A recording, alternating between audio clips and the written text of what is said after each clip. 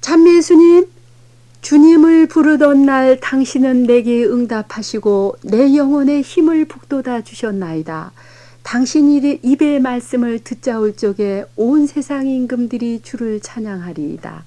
시편 138, 3, 4절의 기도로 애청자 여러분께 주님의 평화를 빌면서 마르코 8장 27절에서 10장 52절의 말씀을 봉사하겠습니다. 이 복음서의 전환점이라고 할 수 있는 8장 27절에서 30절 사이에 예수님께서는 당신의 가르침을 제자들이 얼마나 알아들었는지를 점검하시는 듯이 제자들에게 묻습니다. 사람들이 나를 누구라고 하더냐? 제자들이 세례자 요한이라고도 하고 엘리야라고도 하고 예언자 중에 한 분이라고도 하는 사람들도 있습니다 하고 대답하면서 한간에 떠도는 예수께 대한 추측을 종합했어요. 예수님께서는 그러면 너희는 나를 누구라고 생각하느냐 하고 다시 물으시자 베드로가 나서서 선생님은 그리스도십니다 하고 신앙을 고백했는데요. 마테오 병원구에는 이때 예수님께서 시몬을 복되다고 하시며 너는 베드로이다. 내가 이 반석 위에 내 교회를 세울 터인즉 죽음의 힘도 감히 그것을 누르지 못할 것이다. 또 나는 너에게 하늘나라 열쇠를 주겠다. 네가 무엇이든지 땅에서 매면 하늘에도 매어 있을 것이며 땅에서 풀면 하늘에서도 풀려 있을 것이라고 하셨어요. 이것으로써 예수님께서는 구원자 그리스도로 예수님을 구원자로 그리스도로 고백하는 살아 움직이는 신앙의 반석 위에 당신의 교회를 세우신다고 하셨어요.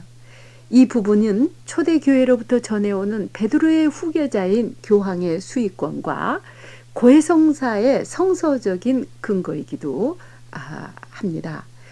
이 제자들은 여기서 이 제자들을 대표해서 베드로가 예수님을 구원자 그리스도라 고백한 다음 그때 비로소 예수께서는 사람의 아들이 반드시 많은 고난을 받고 원로들과 대사제들과 율법학자들에게 버림을 받아서 그들의 손에 죽었다가 사흘 만에 다시 살아나게 될 것을 가르쳐 주셨다고 하셨어요. 그러니까 지금까지 8장 26절까지는 이 말씀을 하시기 위해서 예수님께서 그 많은 기적을 행하시면서 제자들을 준비시키신 것이라고 봅니다. 이 가르침이 바로 핵심 가르침인 것이죠. 그런데 이 말씀을 듣고 베드로는 예수를 붙들고 그래서는 안 된다고 펄쩍 뛰었어요. 그러자 예수께서는 돌아서서 제자들을 보신 다음 베드로에게 사탄아 물러가라. 하느님의 일은 생각하지 않고 사람의 일만 생각하는구나 하면서 꾸짖으시죠. 여기서 마르코 복음서의 메시아 비밀이 밝혀지는데요. 한마디로 예수님의 순환과 십자가의 죽음을 통한 구원이 아니라 십자가 없는 그리스도만을 찾을 때 그것은 바로 사탄이라는 말씀이죠.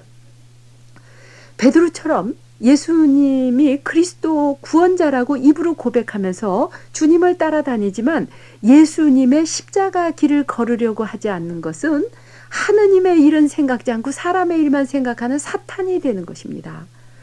오늘 그리스도 교회, 특히 우리 한국 교회의 가장 심각한 문제가 바로 우리 신앙의 이 근본을 흐리게 만드는 기복신앙적인 요소가 아닐지요. 어느 교회, 어느 교육자가 능력이 있어서 병을 고친다더라. 또 설교를 잘한다더라. 11조를 잘 내면 사업도 잘 되고 가정도 편하고 모든 것이 잘 된다더라.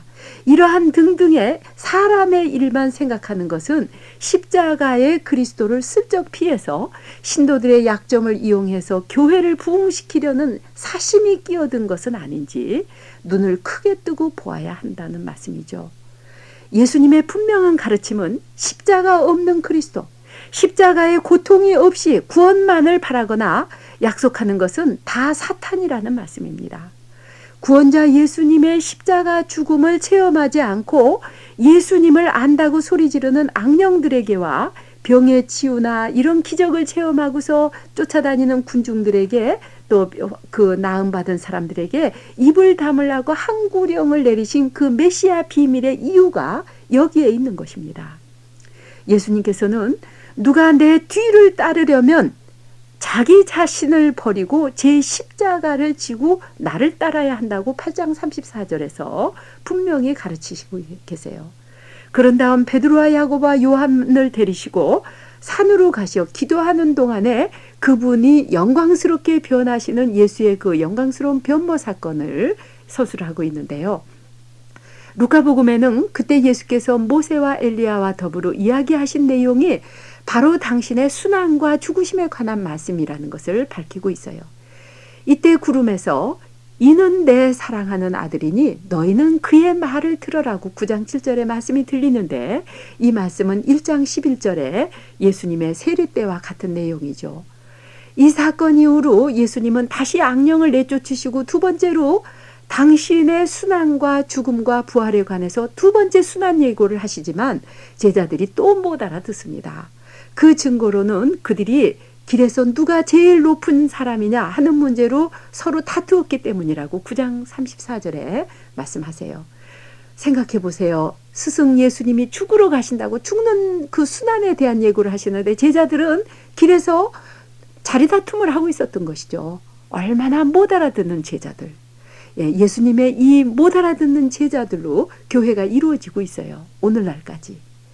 제자들이 얼마나 십자가의 가르침을 못 알아들었는지에 대한 구체적인 예로 또 제베데의 두 아들들 그 야고보와 요한이 자기 이 마테오 복음에 의하면 어머니까지 앞세워서 예수님께 와서 높은 자리를 청하는 것으로 나타나죠.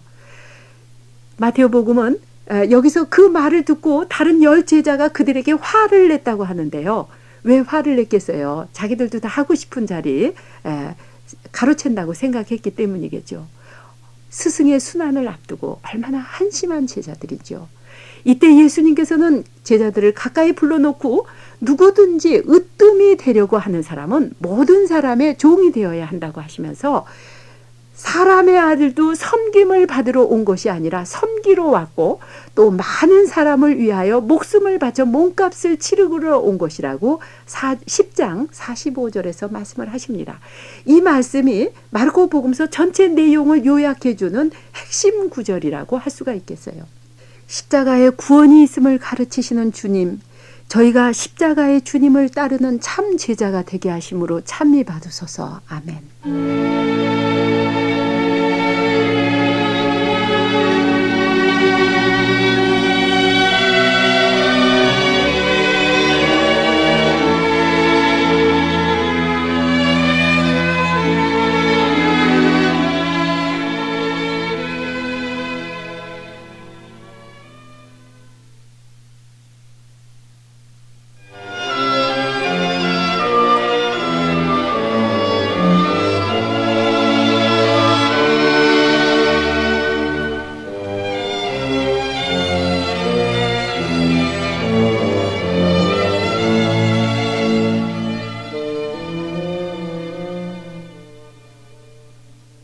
예수님, 이날이 주님께서 마련하신 날, 이날을 기뻐하자 춤들을 추자.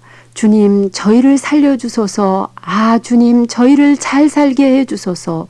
주님의 이름으로 오시는 이여 찬미 받으소서. 시편 118편 24에서 26절의 기도로 애청자 여러분께 주님의 축복을 빌면서 마르코 11장 1절에서 25절의 말씀을 봉사하겠습니다. 마르코복음 전반부인 1장에서 10장은 갈릴레아 지역을 무대로 이루어진 예수님의 가르침과 행적을 내용으로 한 데 비해서 후반부인 11장부터는 예수님의 예루살렘 선교가 서술됩니다. 예수님께서는 예루살렘 도성에 들어가실 준비로 제자 둘을 보내서 마을에 들어가서 아직 아무도 타보지 않은 새끼 나귀 한 마리가 메어 있는 것을 풀어서 끌고 오라고 하시면서 만일 누가 왜 그러느냐고 묻거든 주님이 쓰신다 하고 곧 돌려보내실 것이라고 말하라고 일러주었어요. 사전 양해도 없이 무례한 행동을 했던 제자들에게 예수님의 말씀을 전해 듣는 것만으로 자기 나귀를 끌어가게 한 그 주인의 태도가 참 놀랍다고 여겨집니다. 누군가 예상치 않은 때에 와서 새끼 나귀가 표상하는 내 시간이나 내 건강과 능력, 내 노력, 내 소유물 등 내게 매여 놓은 것을 풀어서 끌고 가려 할 때 내가 그것을 움켜쥐지 않고 주님이 쓰신다 하는 그 한마디 말씀을, 내면의 말씀을 들으면서 기꺼이 내어놓을 수 있을 은총을 청하고 싶군요. 예수께서 제자들이 끌고 온 새끼 나귀에 올라앉으시자 수많은 사람들이 겉옷을 벗어 길 위에 펴놓거나 나무가지를 꺾어다가 길에 깔고서 예수께 호산나 주의 이름으로 오시는 이여 찬미 받으소서, 우리 조상 다윗의 나라가 온다, 만세 높은 데서도 호산나, 이렇게 환성을 올리죠. 구약 스가랴의 예언대로 하느님께서 보내시는 메시아 왕은 군마를 타고 무력으로 도성을 점령하는 제왕이 아니라 새끼 나귀를 타신 온유하고 겸손하신 왕, 평화의 왕이심을 나타내고 있어요. 복음서 중에 마르코 복음만이 예수 일행이 베다니아 머물면서 3일 동안 성전에 가신 것으로 기술하는데요. 마치 초등학생의 일기처럼 마르코는 아침, 한낮, 저녁, 밤, 이튿날, 새벽 등 이런 그 순박한 표현으로 이 3일간의 예루살렘 이 출퇴근 광경을 묘사하고 있어요.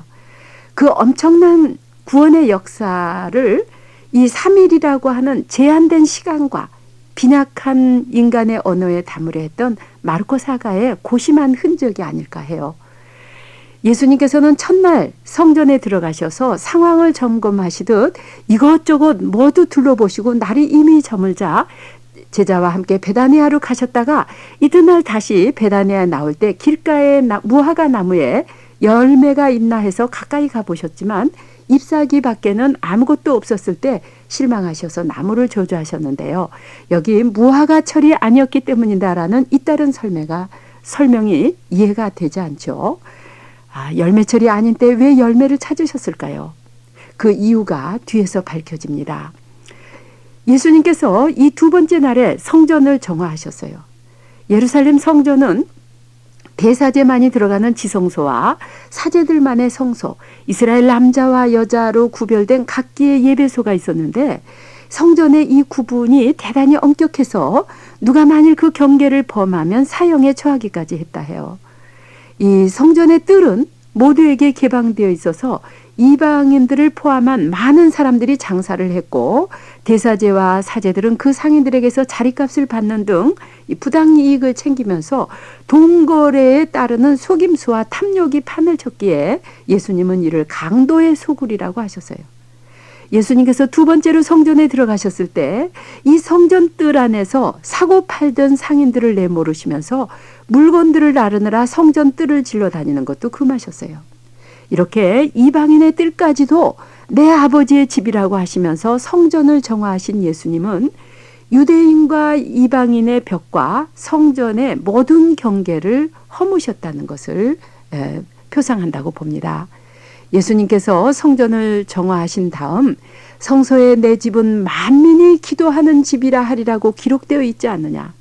그런데 너희는 이 집을 강도의 소굴로 만들어 버렸구나 하고 나무라시죠.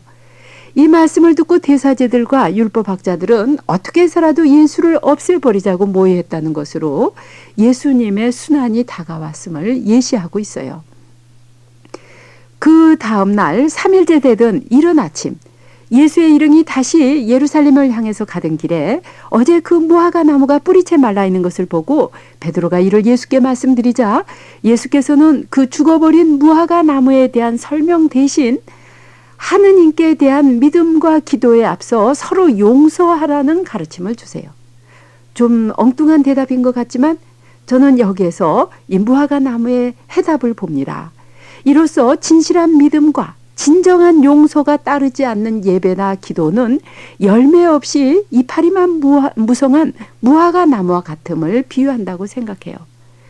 예루살렘 성전의 화려한 예배와 남에게 보이기 위해서 하는 바리사이들의 긴 기도가 바로 이 잎만 무성한 무화과 나무 같은 것을 암시하면서요. 때가 다 되어서 이젠 이 성전과 구약의 유다교회는 열매가 풍성히 맺어야 함에도 불구하고 열매 대신 부패와 부정이 성전을 더럽히고 거칠의 예배와 위선의 이파리만 무성한 무화과 나무로 비유되는 것이죠. 열매철이 아닌 무화과 나무에서 열매가 없다고 그것이 뿌리채 말라버렸다면 하물며 마땅히 열매를 맺어야 하는 이 유다교와 예루살렘 성전이 그 열매를 맺지 못하기 때문에 파괴될 것이라는 그 예언의 말씀이라고 봅니다. 무화과 나무가 뿌리채 말라 죽은 것이 바로 이렇게 이 성전의 파괴와 이스라엘과 유다교의 멸망을 예표한다고 보는 것입니다. 마테오와 루카는 여기서 예루살렘 성읍과 성전의 파멸을 바라보면서 우시는 예수님을 전하고 있어요. 주님, 저희가 자신 안에 메어둔 새끼나기가 물질이든 시간이든 무엇이든 간에 누군가 예상치 않은 때에 와서 그것을 풀어가려 할 때 선선히 내어놓을 수 있을 믿음과 용기를 청합니다.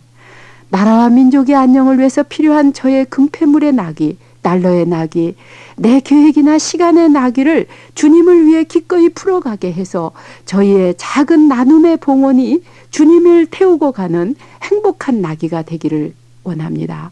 주님, 저희가 잎이 무성한 무화과 나무가 되지 않게 하심으로 주님은 찬미와 영광 받으소서. 아멘.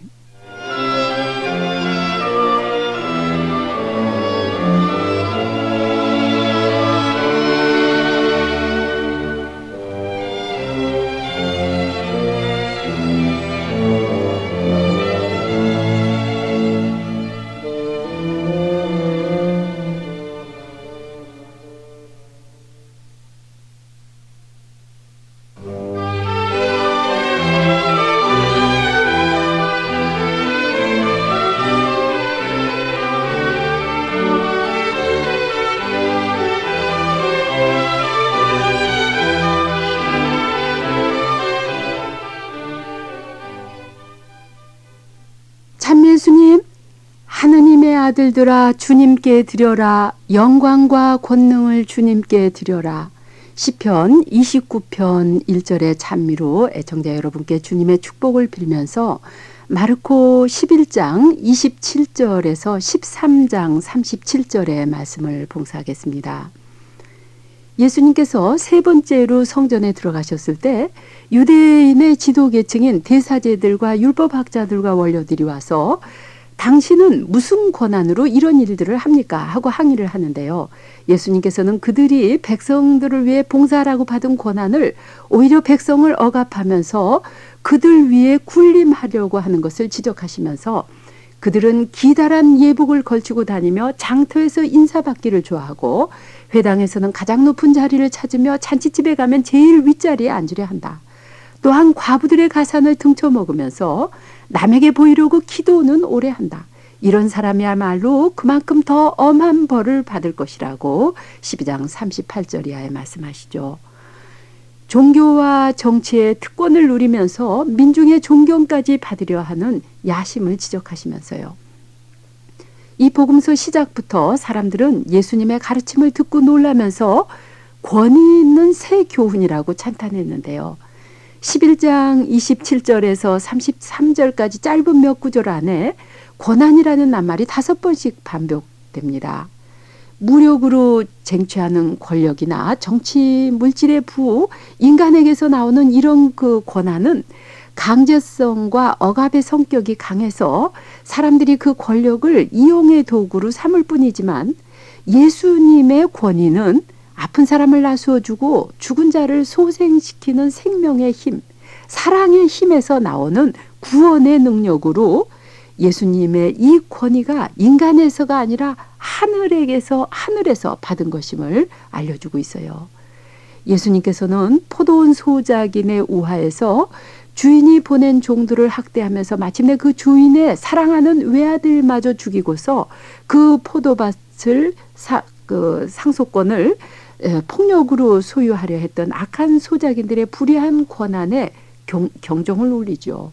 이 우화를 들은 사람들은 그것이 자기들을 두고 하신 말씀인 것을 알고 예수를 잡으려 했지만 군중이 무서워서 예수를 그대로 떠나갔다고 12장 12절에 말씀을 하는데요. 그들은 출애굽 당시 에집트의 파라오처럼 마음이 완고해서 끝내 예수님을 죽이려고 합니다. 이제 예루살렘 논쟁 무대에 예수님의 적대자들이 차례로 나타나는데요. 먼저 바리사이들과 헤로데파가 작당을 해요. 서로 원수로 지내던 이 두 부류의 인간들이 예수님의 말씀을 트집 잡아서 올가미를 씌우려고 하는 데는 작당을 하는 것입니다. 이제 아첨하는 말을 늘어놓으면서 로마 황제에게 세금을 바치는 것이 옳은지를 예수께 묻고 있어요. 이것은 그의 입은 버터보다 부드러우나 마음에는 싸움만이 도찰이고 그의 말은 기름기보다 매끄러우나 실은 빼어든 칼이로다 하는 시편 55편 22절의 말과 같아요. 로마 황제에게 세금을 내라 하면 바리사이들이 예수를 민족의 배신자로 몰아붙일 것이고 바치지 말라고 하면 헤로데 당원들이 반체제 위험 인물로 고발할 셈이었죠. 예수님께서는 그들의 계략을 알아채시고 그들이 주민세를 바치는 로마 주화 데나리온 한 입을 가져오라 하시고 이 초상과 글자가 누구의 것이냐고 물으셨어요. 그들이 황제의 것입니다 하자 예수님께서는 황제의 것은 황제에게 돌려주고 하느님의 것은 하느님께 돌리라고 말씀하셨어요. 그러니까 세금 주화는 황제에게 바치되 하느님의 모상인 인간 전체는 하느님께 돌리라는 근본적인 말씀입니다. 그들은 예수님의 말씀을 듣고 경탄에 맞지 않았다고 하죠. 불신자들은 주님의 말씀을 듣고서 이 경탄할 수는 있어도 그 말씀에서 구원자 예수님의 권한을 인정하지 않기에 스스로 구원에서 떨어져 나감을 보여주고 있어요. 주민세 논쟁을 벌이던 자들이 물러가고 이제 다시 부활이 없다고 주장하는 사두가이들이 등장하죠. 이들은 형이 아들 없이 죽으면 동생이 그 형수에게 상속자를 낳아주어서 형의 가문을 이어주라는 구약의 율법을 빗대어서 칠형제가 다 한 여자를 아내로 맞았다가 모두 자식 없이 죽었다는 가상의 예를 들어서 그 여인이 죽은 다음에 누구의 아내가 될 것인지를 묻습니다. 이에 예수께서는 너희는 성서도 모르고 하느님의 권능도 모르니 그런 잘못된 생각을 하는 것이다. 사람이 죽었다가 다시 살아난 다음에는 장가드는 일도 없고 시집가는 일도 없이 하늘에 있는 천사들처럼 된다고 12장 24절 이하에 말씀하시죠. 예수님의 권능을 모르는 그들이 하느님의 권능을 모르는 것은 당연하죠. 그처럼 잘못된 생각을 하게 되는 것인데요. 이 말씀은 성서를 모르는 자는 예수님을 모르는 자라는 예로니모 성인의 말을 받쳐주고 있다고 봐요. 이어서 어느 계명이 가장 중요한지에 관한 질문에서 예수께서는 첫째 가는 계명은 이것이다. 이스라엘아 들으라. 우리 하느님은 유일한 주님이시다. 내 마음을 다하고 목숨을 다하고 생각을 다하고 힘을 다하여 주님이신 너의 하느님을 사랑하여라. 둘째 가는 계명은 내 이웃을 내 몸같이 사랑하라는 것이다. 이 두 계명보다 더 큰 계명이 없다고 대답하셨어요. 이 말을 듣고 율법학자는 그렇습니다, 선생님. 이렇게 감탄하면서 예수님의 말씀을 그대로 반복하는데 예수님께서는 그가 슬기롭게 대답하는 것을 보시고 너는 하느님의 나라에 가까이 와 있다고 하셨어요. 사실 그 율법학자는 독창적인 말은 한마디도 한 것이 아닌데 왜 그렇듯 칭찬을 받는 것일까요? 애청자 여러분께서 묵상하실 때 다양하고 좋은 답을 주시리라고 믿으면서 저의 묵상을 묻으려고 합니다. 마르코의 묵시문학이라고도 하는 13장은 그 웅대하고 장대한 성전이 파괴될 것을 예언하시면서 세 말의 재난을 예언하시나 그 날과 그 시간은 아무도 모른다. 하늘에 있는 천사들도 모르고 아들도 모르고 오직 아버지만이 아신다라고 하시면서 그때가 언제 올지 모르니 조심해서 항상 깨어 있으라고 하십니다. 구원자 주 예수님, 당신께 늘 깨어있는 충직한 종이 되게 하심으로 찬미와 영광을 받으소서. 아멘.